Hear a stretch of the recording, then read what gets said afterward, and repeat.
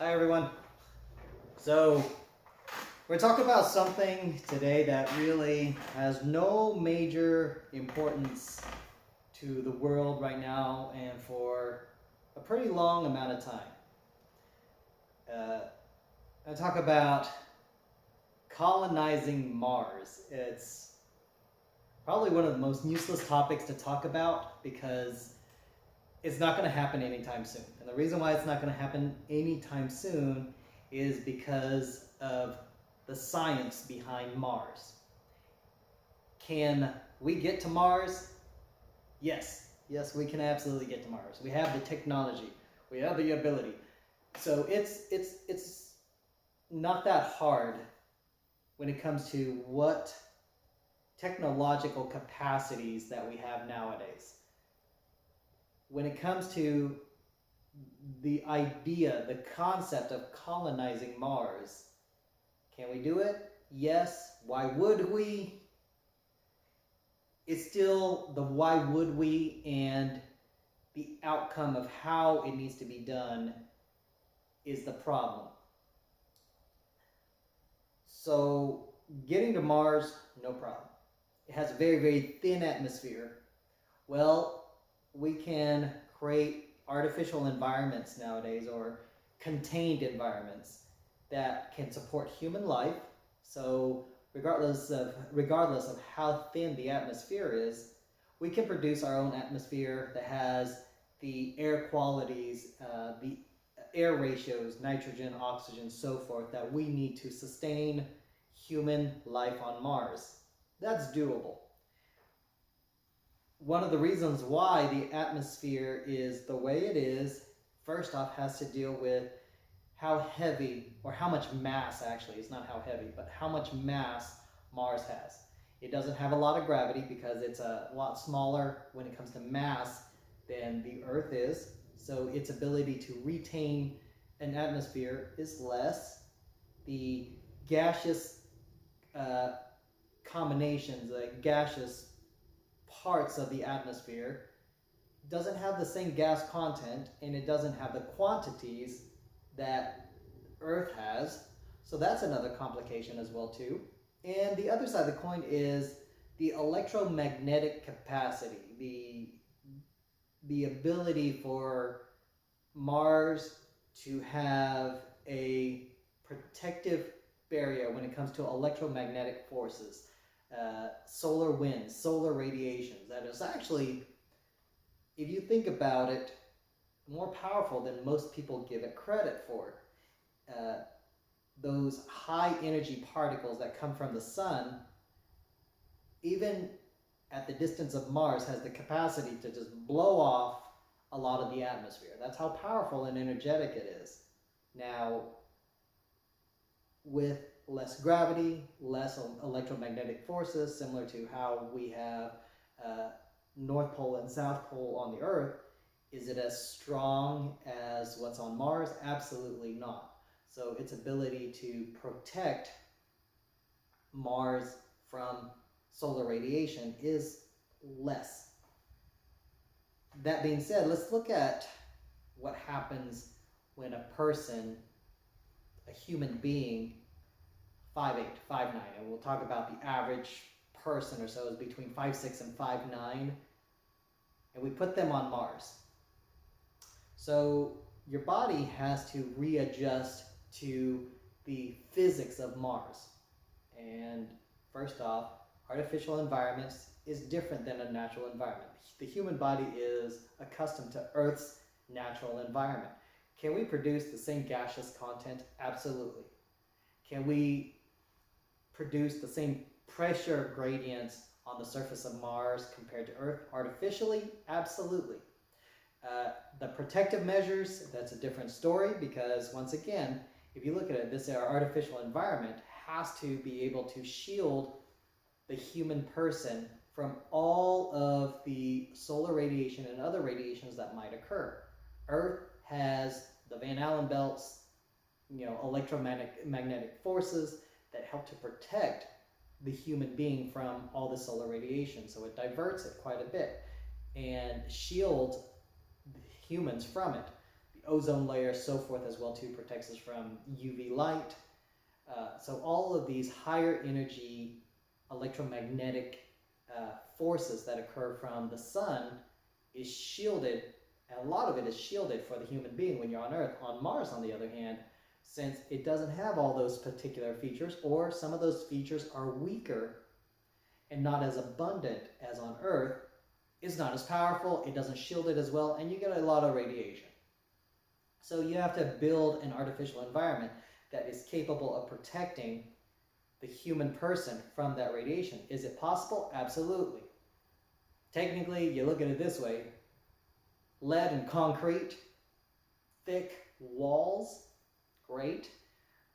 Subterranean, absolutely fine, because they'll protect us from a lot of the things that will cause human issues or so. So it's doable, but it changes the aspect of it. These artificial environments, can we produce artificial light that humans prefer? Absolutely. But once again, we look at subterranean or things that have really, really thick walls and ceilings or so to protect from all of this. Of course, it also protects us from the temperature gradients, because it can get really, really cold on Mars, and it can get pretty decently warm on Mars as well too. So protecting from the cold, get a heater, we're done. Even when it comes to energy production, solar panels, do they work? Yes. Do they work as well as on Earth? No. So you need a larger quantity or more efficient solar panels on Mars versus on Earth. Okay, does that make sense? Yes, the sun is further away, the planet is smaller, so it has the ability to, even when it comes to solar radiation, it cannot take in as much solar radiation, but it's doable overall. We just need better solar panels on Mars, more efficient or more abundant. So the amount of energy, when it comes to food processing, once again, artificial world, because the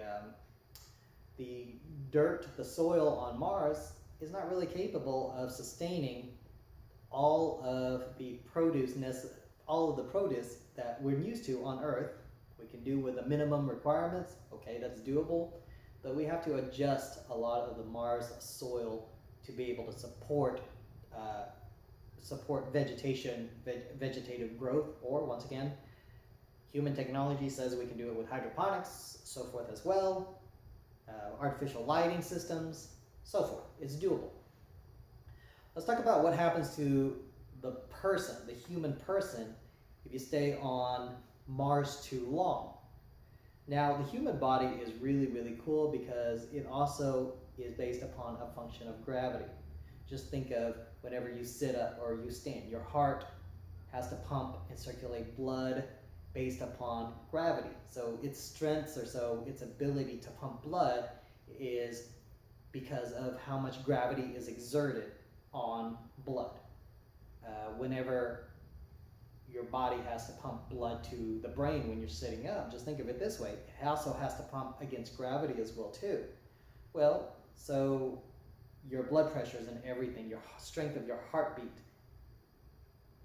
when you go on Mars, it's 1/3 the gravity of Earth, so the force of gravity is a whole lot weaker, which is a good thing, which means your heart has to work less. Your blood pressures would not have the same requirements on Mars as it would on Earth, which means if your heart is beating too strong, your blood pressures have to be a little less overall. Or if your blood pressures would decrease a little bit, and the need of your heart to use all that muscle to pump blood would decrease as well too.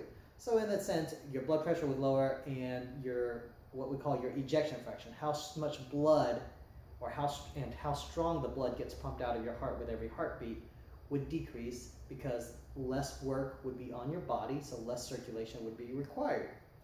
Now, the other physics behind your body is stuff like how your bones grow, or how your bones are capable of tolerating force. Well, gravity, force, pressure against bone is what helps it to grow and stay strong and stay dense as well too. Well, if you look at 1/3 the gravity, which means 1/3 the force, 1/3 the exertion, 1/3 the forces overall on your bone, means your bones will, in a sense, not be as dense, because it's not required anymore. So if you stay on Mars long term, your body adjusts to these changes. Yeah, overall your heart has to work less, which means your heart becomes weaker over time. Your bones become softer or more brittle over time as well too. So let's just say 6 months, a year, 2 years down the road, if you stay on Mars, these changes would occur. Come back to Earth on the other hand, yeah, your body will have to get used to newer gravity. Even that alone means the first month or two, your body is really, really weak, and you would have to slowly work at building your strength up to something that's 3 times more exhaustive. Just as something as standing up, your heart would have to adjust to all of the gravity now from standing up, because when you're on Mars, 1/3 of the gravity means even when you're standing up, the blood flow back to your heart is going to be a lot easier. Well, if you go back on Earth after a year or two of being on Mars, it's 3 times as hard. So your heart, even when you stand up, the necessary exertion requirements to get the blood flow back from your feet back to its heart, back to the heart, it's going to be so much more. It's going to require so much more work. And your body, your heart, your blood vessels, your fluid balances all have to get re-used to adjusting to 2 different worldly environments. So let's look at that on the general principle. The human body is used to Earth, trying to get it used to Mars, easy, but then once you get used to Mars or so, going back to Earth after years and years, that becomes a humongous problem, because we learned even in microgravity environments for 6 to 12 months worth of time, by the time somebody gets back on Earth, wow, talk about all of the complications that they have trying to get used to regular Earth gravity. It's not that great. It requires quite a bit of work. So these people who are astronauts, they have to be fairly healthy overall, because once they come back, it's not about going up or changing the environment from Earth to something else that's a problem. It's changing from something else back to Earth that becomes exhaustive to the body, and the ability to compensate and adjust to it is really complicated. The moon's gravity is 1/6. That's the reason why when you start running around or walking around the moon, it's not that exhaustive. Mars would be the same way. If you think about it, something that's 50 kilograms here on Earth, not the easiest for most people to lift. On Mars, on the other hand, a lot easier to lift. On the moon, most people would be able to lift a 50 kilogram item pretty easily. So the weight of a 50 kilogram item on Mars is 1/3 the weight, and 50 kilograms on the moon is 1/6 the mass. So it weighs a whole lot less overall. That's the way we feel it. Feel the weight. It's different. The mass is the same, but it's just the weight is different. Well, on Mars, the same thing. So we would be able to do a lot more work. 50 kilograms on Mars would be fairly easy to lift for a healthy person. So what does that mean? We could do more work, but we would have to consistently do more work to maintain a health that's equivalent to Earth health as well.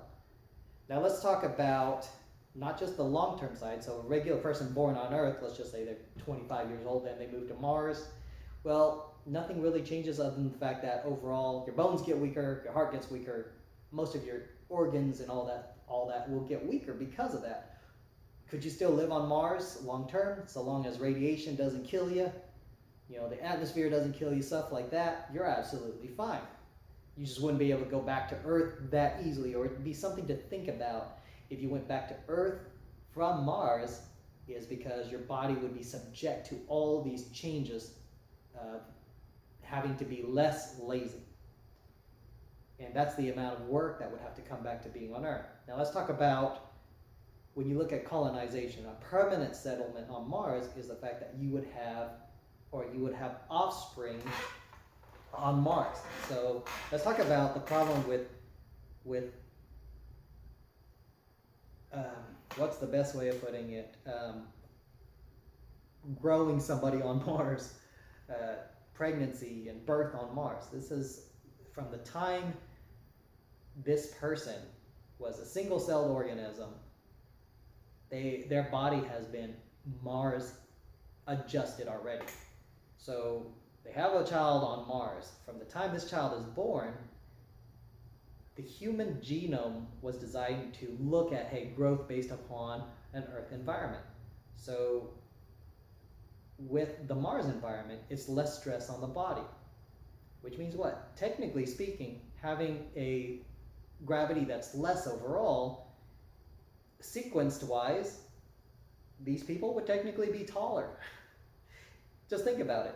So the average Mars person, the first person born on average would be of a taller person, could also be bigger as well too. And your body, your heart, all these capacities that your DNA was designed to code would be able to support people that were larger and taller. We can talk about technically the human giant, and your body would function absolutely fine. Overall, I'm not going to say how tall somebody could get. I'm not going to say how big somebody can get, because that is a function of how much blood and how much your body can support all the extra tissue.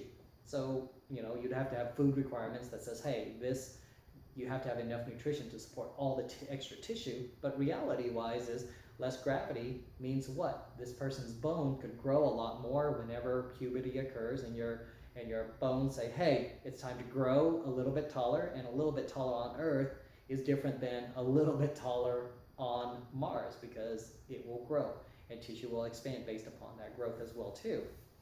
So I would say, you look at the average 5'8" person, average on there is going to be 6 feet plus, and the ability to tolerate that, your heart, your bones or so, is absolutely fine.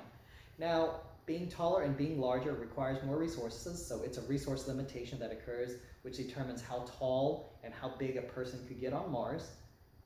Now, that's absolutely fine because your body is used to Mars since the beginning, since you were born. So that's absolutely fine. The problem is now, could the Mars person, the Martian, be able to visit Earth? Realistically, no. And the reason why you have to look at it from that way is, remember, Earth, their body is used to 1/3 the gravity of Earth, which is now, like me being born on Earth, that's just what your body is used to.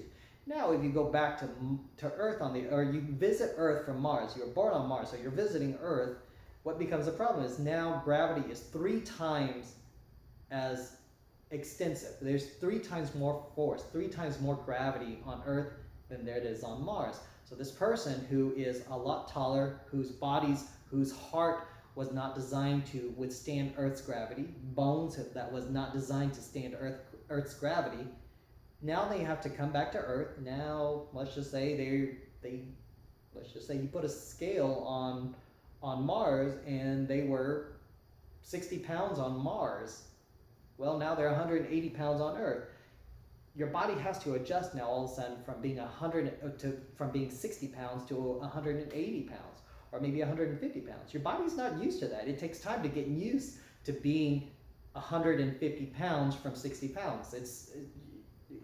Technically, your body being able to sit up and pump blood to its head, well, it's weaker. It would have to learn. It would have to get strong enough to learn. So adjusting somebody, it would be like laying somebody flat when they first get on Earth, and then over the course of a week, getting their head to sit up to about 10-15 degrees, and then another week or so, or 2 weeks or so, getting them to 20-30 degrees, and so forth as well too, until you can sit them up. Okay, they can finally sit up after a month or two, and hopefully their heart doesn't die from doing that. And then the next step would be slowly being able to stand somebody up, which would take a couple more months, because now you're going from a sitting position and your heart is able to tolerate pumping blood to the head. And now you have to look at, when you start standing, it's going to have to be able to pump blood from a lower portion back up, and then also up higher as well too. So as you raise that height, your heart has to continuously pump more and more, harder and harder, and get stronger and stronger to do that. Now the other side of the coin is, being of Martian gravity, bones are a lot softer, they grow bigger, and they don't require as much density to support 60 pounds. Well, bones on Earth now, if you go from 60 pounds to 150 pounds, 180 pounds, they have to get denser to be able to support the weight. Are they going to be able to support it temporarily? Yes. Is it going to hurt a bit when they first stand up and start walking around? Absolutely. But over time, it would take months upon months, about 6 months worth of time, plus 6+ months worth of time for all the bones that support the weight of your body, your backbone, your neck bones, your leg bones, your hips, your pelvis, all these things to be able to adjust to gravity. How long? Don't know, because it's never been done before. We know that it takes a certain amount of time for bones to heal whenever they're broken. Well, you kind of look at the similar aspect is a human being has certain processes that have to occur. Well, you put more pressure on bone, which means bone is being sensed that, hey, it needs to build and become stronger and more dense to support the extra forces. So that happens. Now you're looking at an entire bone structure. Can all of it happen? No. But can these little things happen to support more weight at some point? Yes. How much time? We don't know. But it would require so much strain on the body, the human body, the Martian body at first, compared to what a regular person has to deal with during puberty. When that already happened, well, that becomes extremely tricky for somebody to visit from another planet, another system, another body of living that was not as massive as Earth.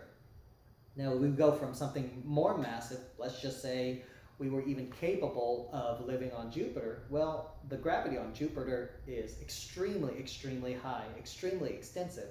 So going from Jupiter to Earth, could you tolerate it? Yes. But going from the moon to the Earth, if you were born on the moon and you came to Earth, would you be able to tolerate it? Not as easily, because once again, the mass of the moon makes somebody's weight 1/6 of what it is on Earth. Similar to the mass of Mars makes somebody's weight 1/3 of what it is on Earth. So those are things you have to consider when you look at interplanetary species or so. We can go from a higher gravity to a lower gravity fairly easily and adjust, but going from a lower gravity, the human body cannot adjust to a higher gravity that easily, and it would take a lot of time. So those are circumstances you would have to look at when it comes to colonizing Mars on the simpler side. When it comes to resource allocation, yeah, if you have $1 trillion in your pocket or so, shipping oxygen, water, or whatever it is, doable. It's not that it's not doable, but it's just really, really expensive. Building energy systems that provide enough energy, and that would be something that would occur over time as you have more energy available. You can take whatever hydrocarbons on Mars, iron on Mars, or whatever it is, build whatever it is you want. The only difference is how much energy it takes to do anything. We can get rid of all the carbon dioxide, or we can pull carbon dioxide from the atmosphere. That's doable, but it takes more energy to pull carbon dioxide than it is to just leave it there. So it's one of those things where, once again, the more energy you have to do something, the more capable you have, the more capacity you have to do it. And then, once again, as you have more energy, more capacity to do something versus less energy, is it worthwhile to do that versus resource allocation for something else that could be more energy intensive? Life support on Mars would be all artificial until enough energy occurred for it to support itself. Yeah, we'd have to continuously ship energy to Mars, gas, all these resources, solar panels, whatever it is, to produce enough energy to sustain, colonization, life on Mars. But at some point, when we have enough resources on Mars, Mars would be able to produce its own energy and colonization could occur. So it's possible. It's just the human body has those limitations to think about. Thank you.